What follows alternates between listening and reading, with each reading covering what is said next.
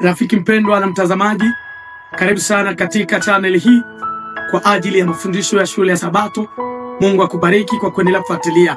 Jana tulikuwa na somo la pekee lililoelezea kuhusu mifano ya imani, na tuliona wale wazee waliosimama imara katika imani, na wewe unatakiwa uwe mfano wa imani kwa wale wanaokuzunguka.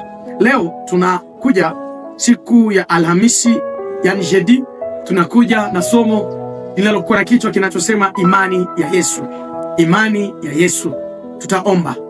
Baba wetu na Mungu, asante kwa neema ambayo unaendelea kutupa.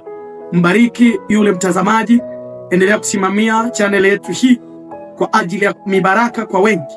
Usimamie mtazamaji yule, simamia fundisho hili kwa jina la Yesu Kristo, amena.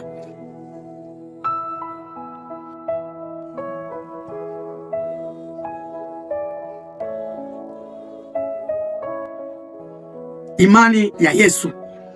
Kadiri ulimwengu huu unavyokaribia mwisho wake, sehemu ya ujumbe wa malaika watatu inaelezea watu wa Mungu kuwa wanashika amri zake na wana imani ya Yesu. Namna ulimwengu inapoendelea kufika mwisho, uharibifu unazidi kuongezeka, na watu ambao wataendelea kujionyesha tofauti kuliko watu wengine wote duniani wanakuwa na tabia mbili kubwa kubwa. Kulingana na Biblia, wanakuwa na imani ya Yesu, wanashika pia na amri zake. Hiyo ndio vitu viwili ambavyo vitaendelea vinapoonyesha kila siku watu wa Mungu katika siku za mwisho. Sasa sijui wewe rafiki mpendwa, utakuwa kati ya watu wanaokuwa namna gani? Watu wenye imani ama watu wa namna gani? Tofauti ile haitaonekana kwa watu kujisifia, lakini kwa macho tu wataendelea kujionyesha wao wenyewe. Imani ya Yesu. Je, imani ya Yesu inamaanisha nini? Wanaposema imani ya Yesu inamaanisha nini? Soma Ufunuo 14 aya yake ya 12, itakuelekeza inaposema kwamba hapa ndipo penye subira la watakatifu wazishikao amri zake na imani ya Yesu Kristu.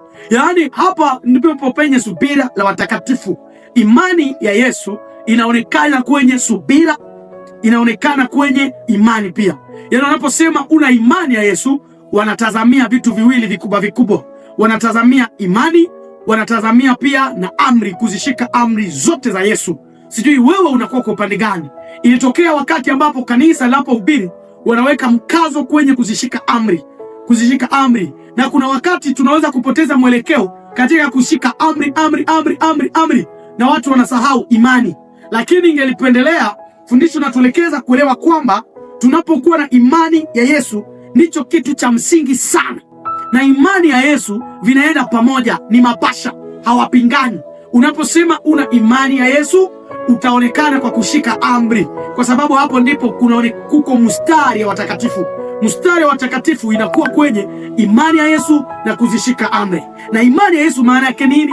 Imani ya Yesu inakusukuma, inaingia ndani zaidi katika uhusiano wako wa kina pamoja na Yesu, katika uhusiano wako wa kila siku pamoja na Yesu. Hapo, hii ndiyo imani ya Yesu. Je, unayo ama utakuwa nayo baada ya siku gani?